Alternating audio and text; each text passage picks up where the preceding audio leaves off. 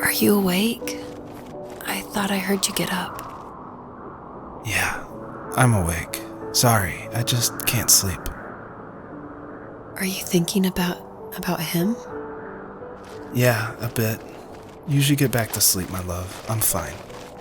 No, it's okay. What else is on your mind? I don't know, it seems weird, but I had one of the most vivid dreams of my life.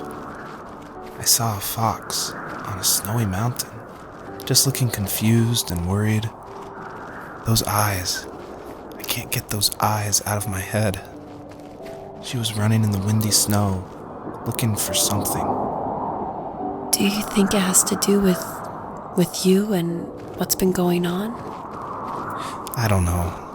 It was just a dream, Rachel. They're not meant to make sense. A lot's happened the past couple days, that's all.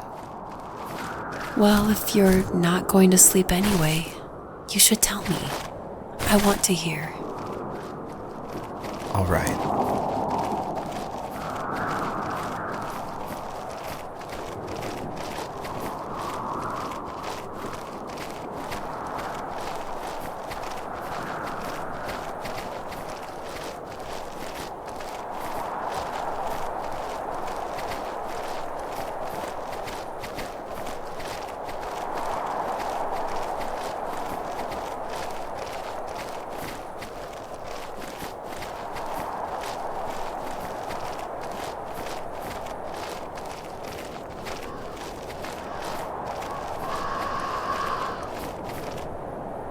So, not far from her home, she followed that path to something unexpected.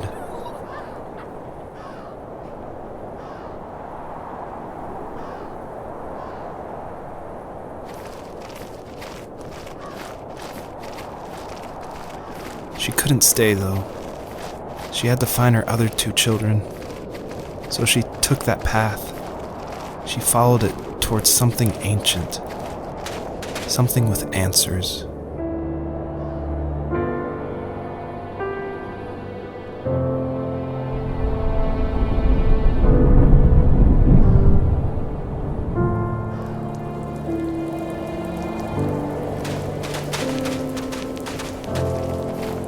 The fox looked high and low, searching for any sign of her cubs. Points of light showed the way to this ancient tree. It was as if each one had a story to tell, all their own. The land was trying to tell my story, too. I felt like I was right behind her the whole time.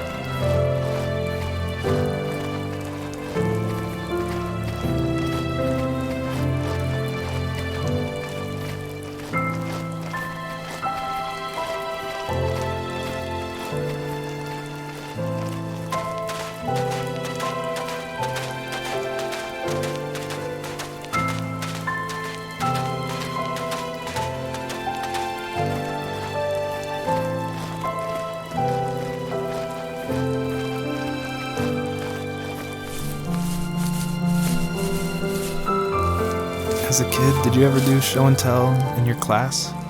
Yeah, I think I only did it once, when I was in the 4th grade. You know how my life was around then. I wanted to show my class what helped pass the time and distracted me, so I brought a dozen paper cranes I had made. I think I told everyone how badly I wanted to be a bird and fly, embarrassingly enough. Don't be embarrassed. Every kid wants to fly.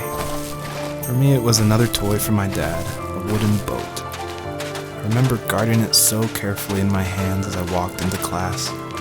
When I sat down, a group of boys immediately made fun of it. They asked which trash can I found it in, or why an ugly log was my favorite toy. When I got up, I didn't even want to tell them my dad had carved it. I said it was a joke gift my friend had given me. Kids can be so cruel. Some of them are. I shouldn't have let them get to me, but it did. It's amazing we bounced back at all.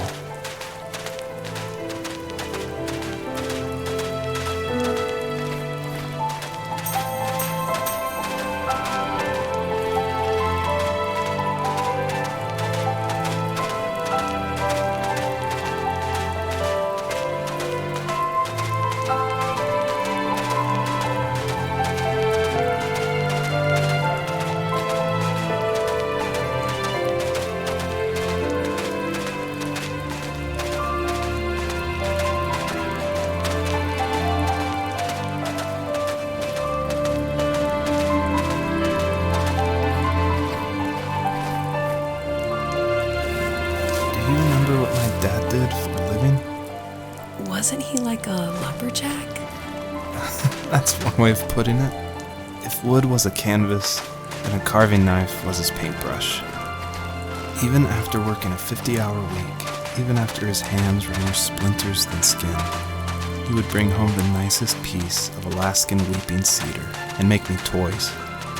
That wooden train was the first toy I can remember, and I loved it. I just knew from a young age I was going to be a lumberjack, like my father.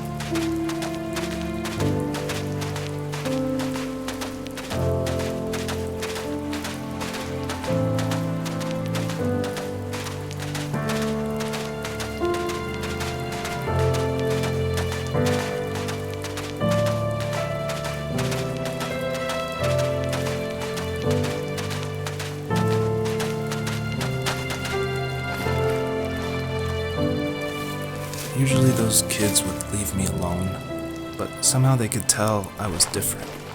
They made fun of how far away I lived. They called my dad a sourdough.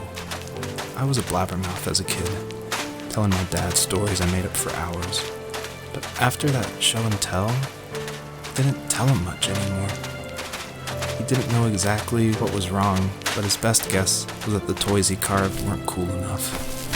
He carved me a tank and tried to tell me what it was like to be in a real tank as a serviceman. I didn't know your dad was in the military. Yeah, in the army. The sad thing is that I'd pretty much forgotten until just now. There's so much I still don't know about him. I'm sorry. He knows how much you love him. You're going to see him again soon and have some closure, I'm sure.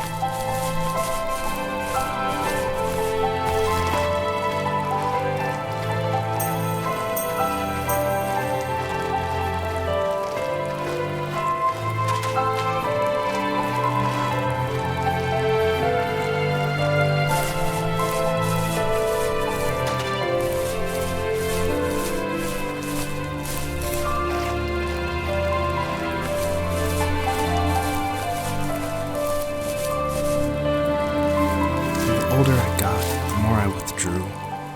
I asked myself, why talk to anybody anyway? Why bother when I'm happy by myself? I started drawing a lot, mostly animals I saw in the woods by my home. I then imagined designing my own hideouts with things like TVs and pantries full of chips and cookies.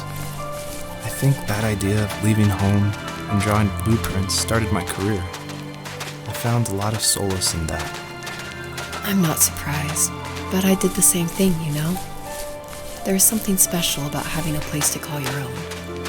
And now look at us. Well, if you count renting in an overpriced city. It's as close as we can get for now.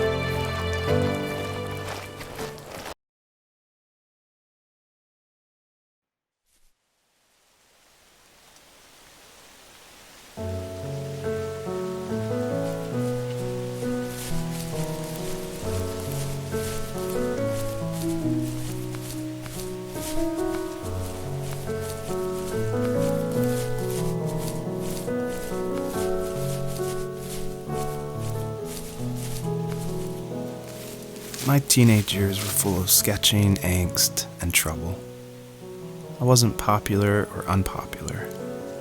Maybe just forgettable. I guess that gave me a sense of freedom, so I hung out with crazy kids, doing crazy things, even though I mostly just watched the chaos ensue. We did it all. Put fireworks in mailboxes, hide roadkill in people's garages, break windows of the barber shop in Anchorage. My dad was furious, but he was so busy working he couldn't do much to stop me from going out. I think being an adult means there's no one to stop you making hard decisions. He had to make a living, and he couldn't be in two places at once. Yeah, I realize that now. But at the time, I was sure he was more interested in growing his business than what was going on with me.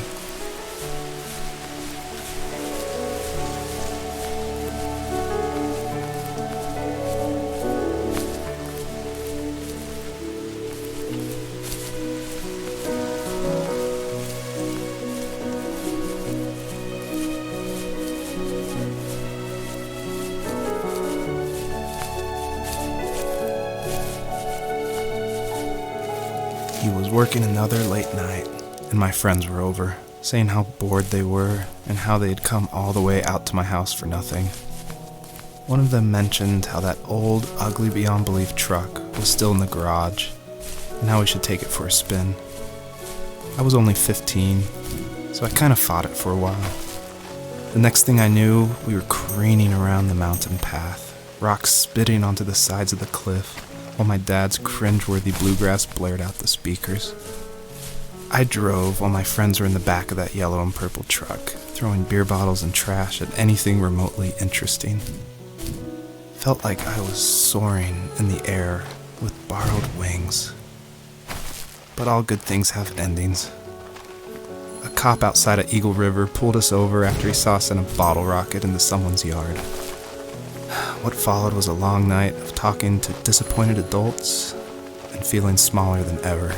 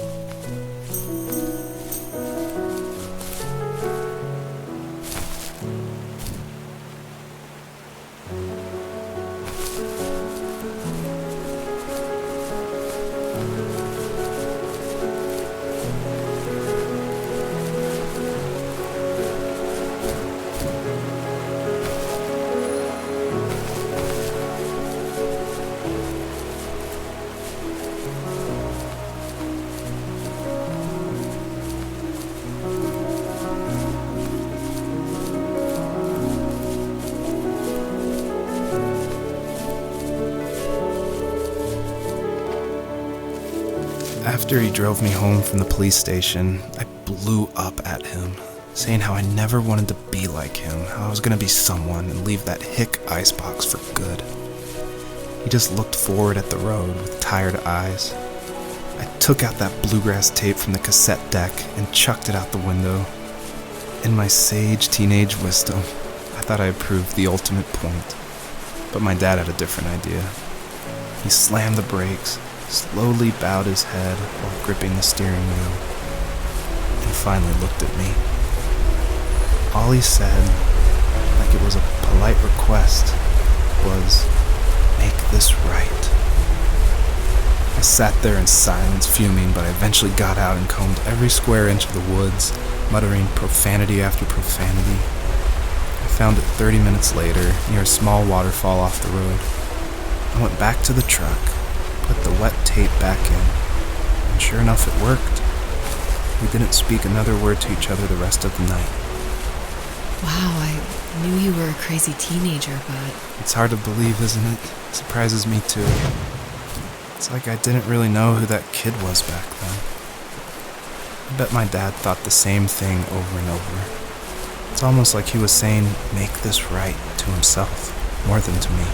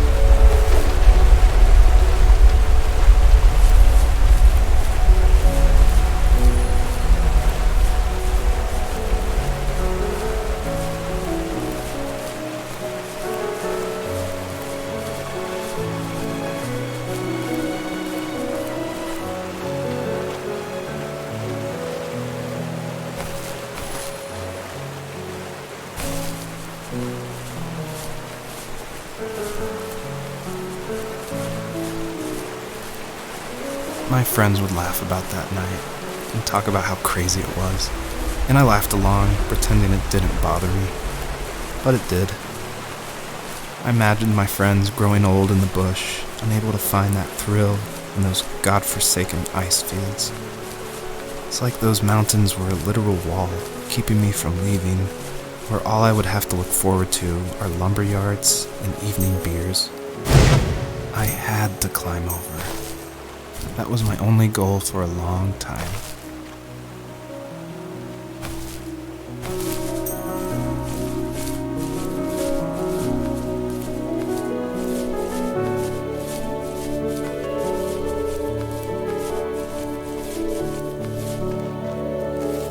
If there was some way I could take my love of drawing and turn it into a way of escape, nothing would make me happier. I wanted to create instead of tearing trees down. I wanted to move to the lower 48, not because I hated it there in Alaska, but I hated the idea of it. It's like all of that spite inside me had created this monster which followed me around my whole teenage years. I put so much energy into doing what others didn't expect of me. Why did I do that? There's one fact you're forgetting, though. If you didn't have that fire in you, we probably would have never met. You're absolutely right. Maybe the destination is all that matters in the end. But then why am I awake? Why am I seeing this fox go on her journey?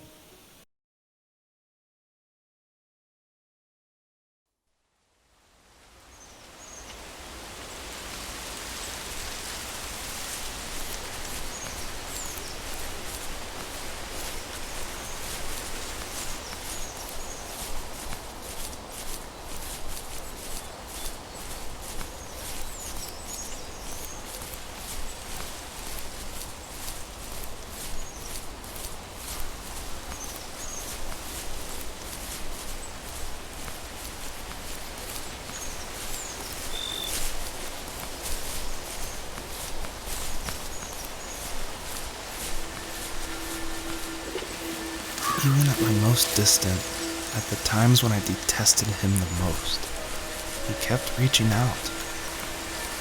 For a year straight, he asked me every week when we were going camping.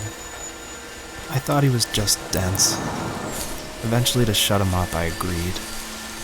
We carried out the worn lawn chairs from the garage and set up a cinder block campfire at the site we had always used behind the house. We walked down the mountain path, talking in the warm sunshine we only got a couple months of the year. Those 3 obsidian rocks shimmered alongside the shore, almost like sparklers pressed against a dark window. I'll never forget that wet stone on my feet, or how those massive mountains looked even bigger in the lake's reflection. I felt small, but grateful. As the sun set, my dad found something I hadn't seen for a long time. The tree where I'd made my first carving when I was 6. I hadn't even carved it.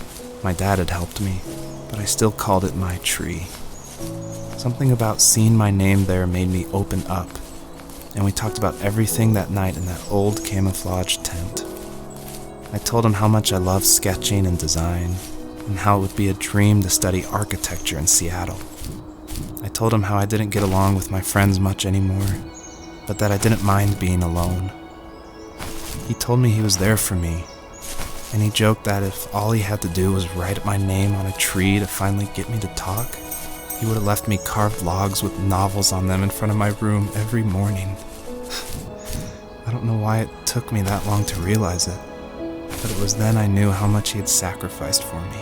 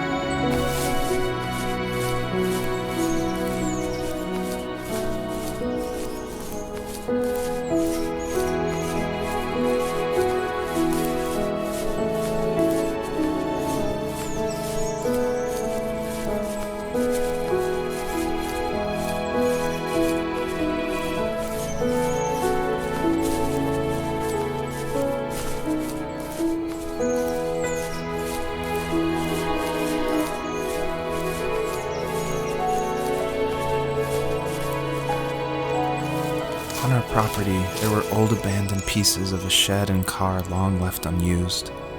I used to ask him all the time who those people were that left all this junk, and I'm sure he got so tired of hearing it that he made up some elaborate stories how a brown bear ate them and haunted the woods afterwards.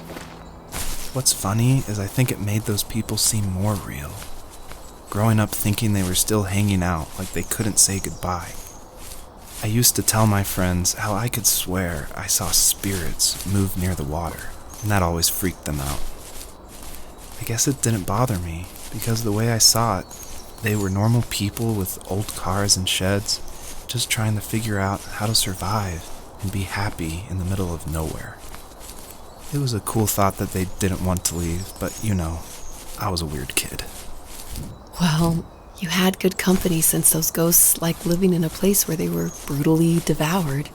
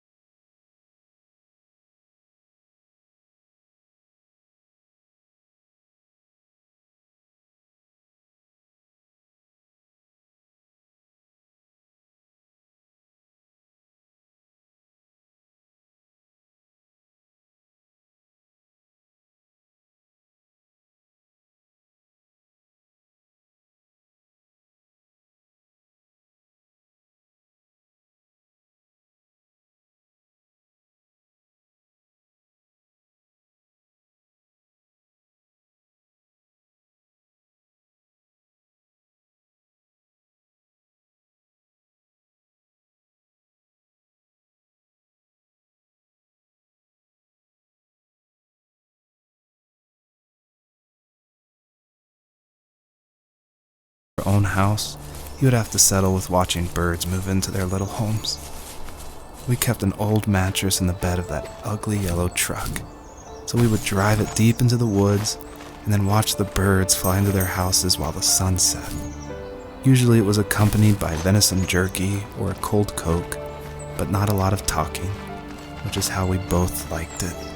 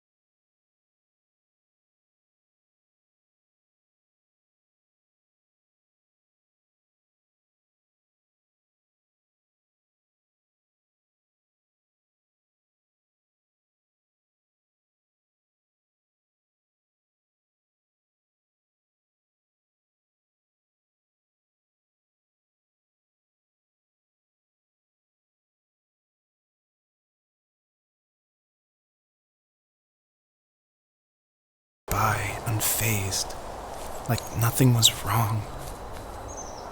My dad is dead, and he's never coming back, Rachel. I can tell you these stories, but I can never reminisce with him again. He can never hold a grandchild that we'll probably never be able to have. I can never talk to him again, and I'll never be able to say I'm sorry for everything.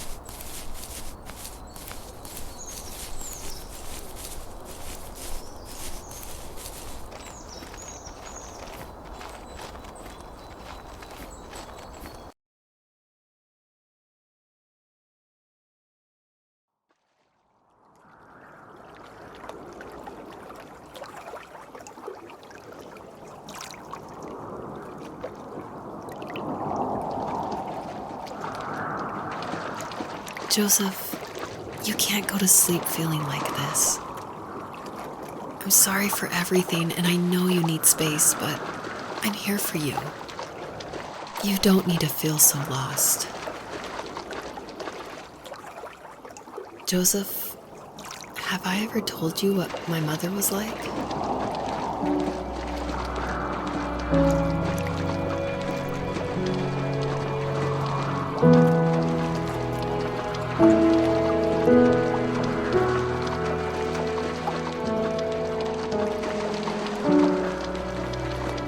You know what it's like not to have a mom at home. And you know how hard that made my childhood. What helped me was watching the birds in the morning before the school bus came. I thought that my mother was one of those birds, and it made me want to be free like her. My mom taught me how to fold origami cranes while she was in the hospital. So I told myself I would fold one every day until I could fly myself.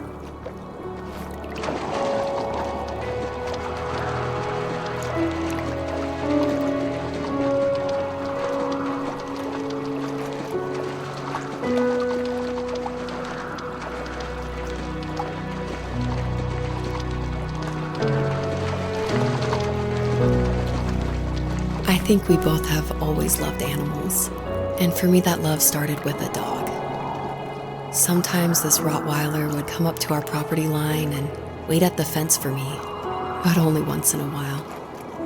I was sure to check every day immediately after school, and it usually ended in disappointment. I would even steal money from my passed out dad just so I could buy these off-brand dog biscuits. Even when she did stop by, she never went beyond the fence. Why was she so scared?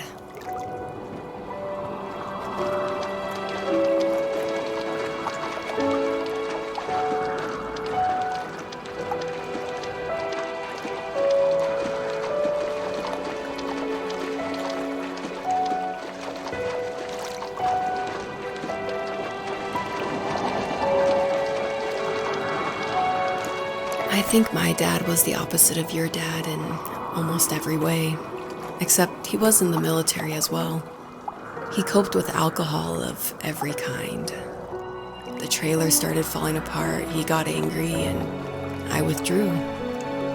More and more I became the weird, quiet kid who made lots of origami birds and carried dog biscuits around.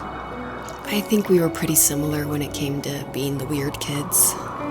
And that same sincerity in college was one of the reasons I was so drawn to you.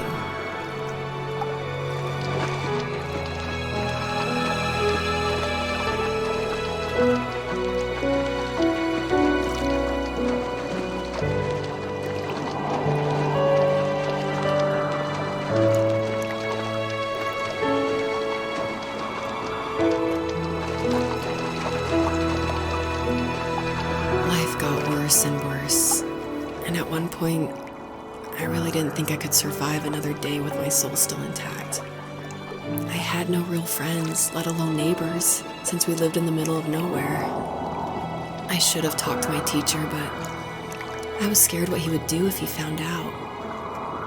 As I waited for the school bus one morning, I walked around until I found something in an abandoned shed. Something I can't put into words.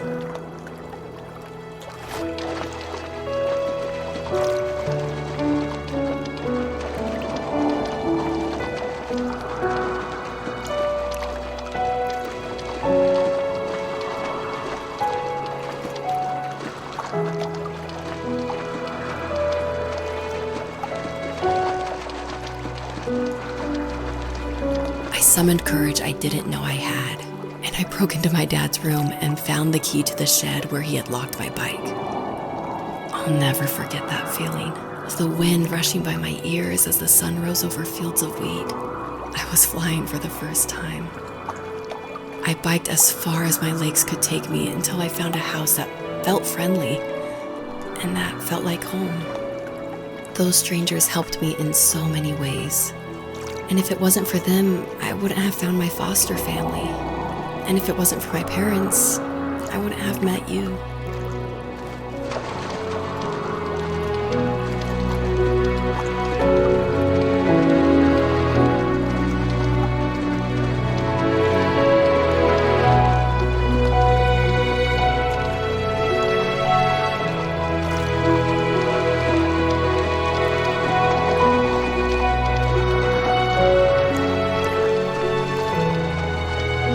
You have strength, Joseph, and you're not as alone as you think.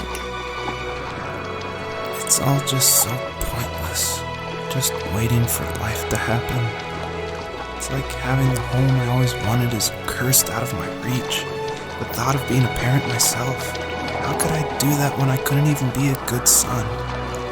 I'm sorry. I know what you're saying. I just don't know how things will work out. These quiet hours will turn into years. We'll wonder which roads passed us by. Then we'll forge a new road together. Besides, I discovered for myself that one fateful morning where any hopeful road leads to. There may be thorns and mist, but it always leads to the same thing. And what's that? Family. I'm so glad that you're part of my family, Rachel. And I'm glad you're part of mine.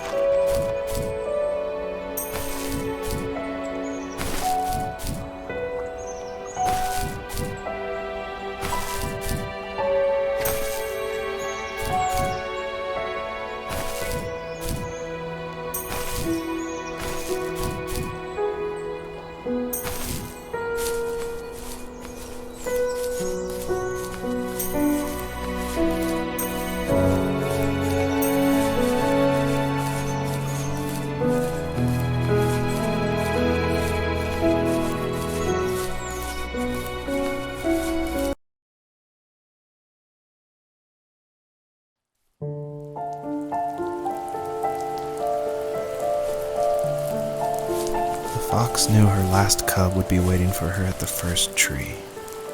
She was almost there. The rain cascaded onto the jade valley where the entrance to the tree was. Life was protected there, because that's where life began. It was now only a mother and a daughter left. Items from my life still dotted the ground as she moved closer to her destination and destiny.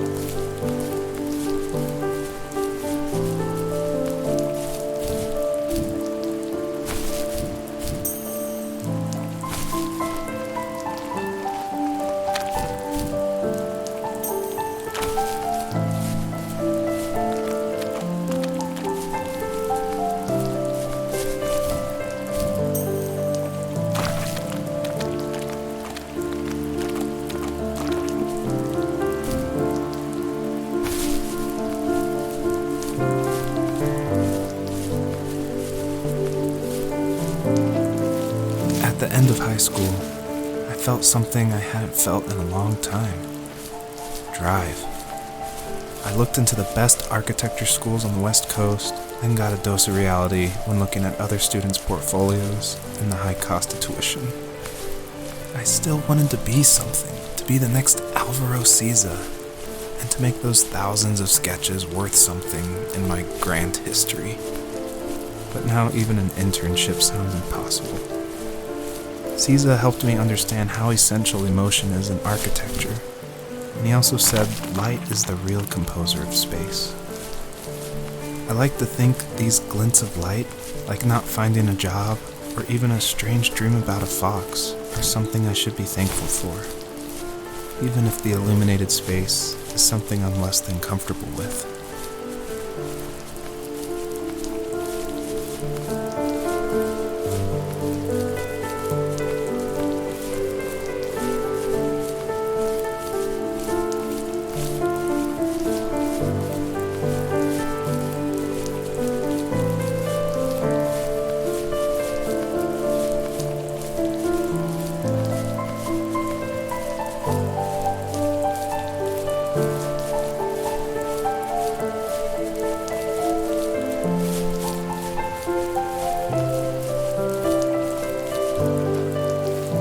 My dad was super supportive with my college plans, to a point.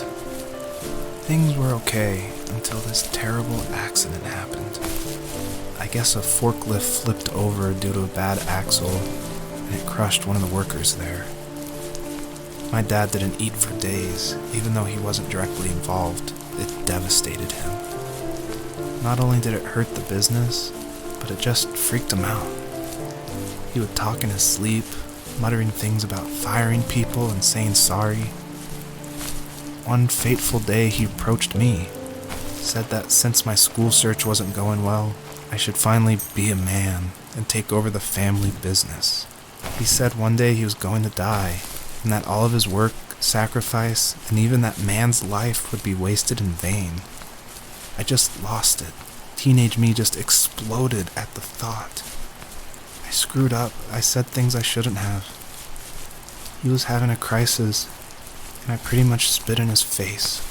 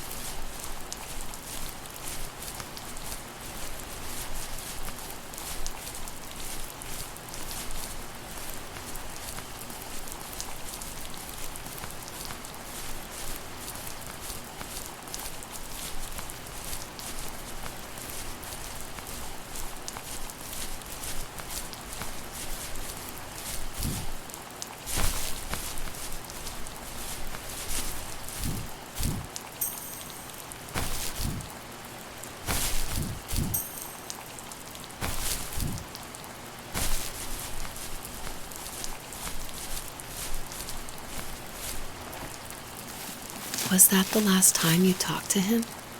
No, I called on holidays, and he would call on my birthday.